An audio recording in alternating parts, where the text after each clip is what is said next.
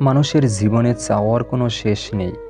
নিজের সবটুকু উজাড় করে দিলেও তার কাছে কম মনে হবে।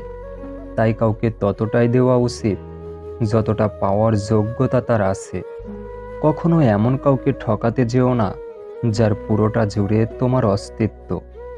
তাকে ঠকানো মানে নিজেই ঠকে যাওয়া। লবণ ছাড়া তরকারি যেমন স্বাদহীন, ঠিক তেমনই বিশ্বাস ছাড়া যে কোনো সম্পর্ক মূল্যহীন।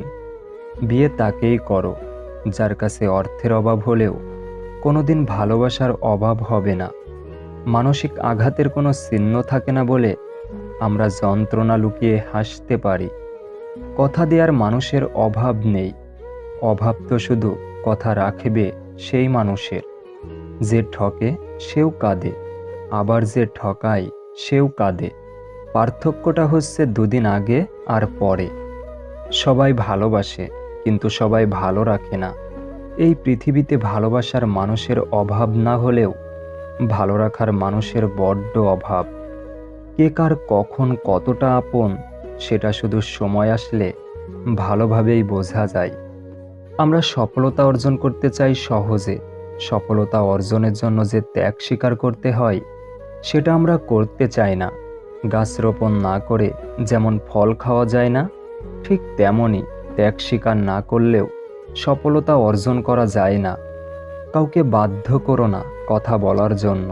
তুমি চুপ থাকো আর বুঝিয়ে দাও তাদের ছাড়া তুমিও থাকতে পারো। কেউ একজন জিজ্ঞাসা করলো, রাগ কি? উত্তর এলো, অপরের ভুলের শাস্তি নিজেকে দেয়া। সুন্দর সে নয় যে দেখতে সুন্দর, সুন্দর তো সে যার মন মানসিকতা সুন্দর। জিনিস যত পুরনো হয় মায়া ততই বাড়ে, সম্পর্ক যত গভীর হয় অবহেলা তত বাড়ে। দুঃখ, কষ্ট, অবহেলা এগুলো আসলে তারাই বেশি পায় যারা কেবল নির্দিষ্ট কোনো একজনের মায়াতেই খুব বাজেভাবে আটকে যায়। মানুষের মনটা বড়ই অদ্ভুত। কেউ কাঁদে একটুখানি সুখের আশায়, আবার কেউ একাকার সুখ পেয়েও হারিয়ে ফেলে সব অবহেলায়। কোনো ব্যাপারে একটা মানুষের দুর্বলতা থাকতেই পারে, তার মানে এই নয় যে সুযোগ বুঝে আপনি তাকে সেই জায়গায় আঘাত করবেন। হাসির পিছনে লুকানো কষ্টটাকে বোঝার মতো ক্ষমতা সবার থাকে না। একটা মধ্যবিত্ত ঘরে জন্ম নিলে বোঝা যায় দুনিয়াটা কত কঠিন। জোর করে কারো আপন হতে যেও না, অবহেলা ছাড়া আর কিছুই মিলবে না। সময় তাকে দিও যে সময়ের মূল্য বোঝে, আর সম্পর্কটা তার সাথে রেখো যে তোমার গুরুত্ব বোঝে। যার সাথে কথা বললে আপনার মন ভালো হয়ে যায় সেই আপনার প্রিয়জন। যেসব মানুষ সময়ের প্রয়োজনে পরিবর্তন হয় তাদের কাছ থেকে সর্বদা দূরে থাকা উচিত, কারণ তারা সুসময়ের বন্ধু, দুঃসময়ের নয়। পূর্ণতার চেয়ে অপূর্ণতার গল্প যার বেশি, তার কাছে ব্যর্থতার আরেক নাম ভালো আছি। মন ভাঙা কষ্টগুলো বড়ই অদ্ভুত। যখন সবার সাথে থাকি তখন সে লুকিয়ে যায়, আর যখন একা থাকি তখন সে নীরবে অশ্রু ঝরায়। কার ভেতরে কেমন মানুষ লুকিয়ে আছে সেটা শুধু সময়ই বলে দেয়। কাকে বিশ্বাস করবেন? সবচেয়ে বিশ্বাসযোগ্য মানুষটাও কসম দিয়ে মিথ্যা কথা বলে। একটি পুরুষ সেই সময় ভেঙে পড়ে যখন নিজের জীবন বাজি রেখে পরিবারের জন্য কঠোর পরিশ্রম করে যায়, কিন্তু তাকে বোঝার মতো কেউ থাকে না। রাগের মাথায় স্ত্রীকে কখনো বলবেন না বাড়ি থেকে বেরিয়ে যাও। এই কথাটা একটা মেয়েকে দুমড়ে মুচড়ে ভেঙে দেয়। তাকে আরেকবার মনে করিয়ে দেয় মেয়েদের সব হয়, নিজের একটা বাড়ি হয় না। কিছু মানুষ কখনো ভেবেই দেখে না তাদের আচরণে অপর মানুষটা কতটা কষ্ট পেয়েছে। তারা শুধু নিজের প্রয়োজনটাই বোঝে।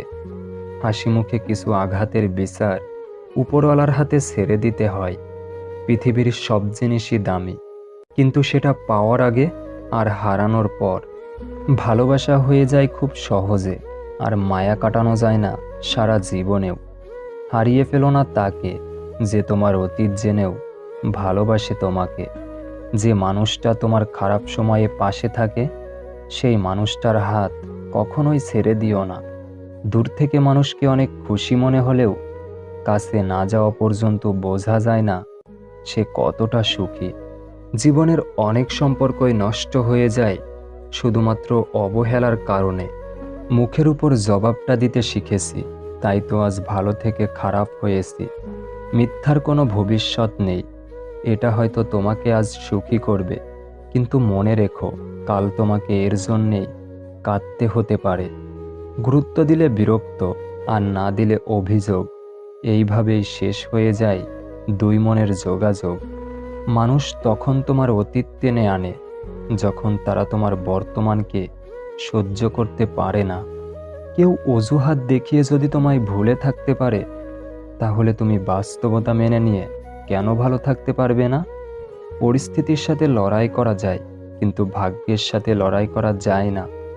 ভাগ্য বড় আজব জিনিস, কাউকে দেয়, কারো কাছ থেকে কেড়ে নেয়। পাশে দাঁড়িয়ে ভরসা দেওয়ার লোক নেই, সামনে দাঁড়িয়ে পথ দেখানোর লোক নেই, কিন্তু পেছনে দাঁড়িয়ে সমালোচনা করার অনেক লোক আছে। দুনিয়াটা এমনই, গুরুত্ব দিলে করবে অবহেলা, গুরুত্ব না দিলে বলবে স্বার্থপর। সংসারের বোঝা টানা মানুষটা একদিন নিজেই সংসারের বোঝা হয়ে যায়। পৃথিবীর নিয়মটা বুঝি এমনই, খুব নির্মম, খুব কষ্টে। টাকা দিয়ে আপনি সব কিনতে পারবেন, কিন্তু মানসিক সুখ নয়।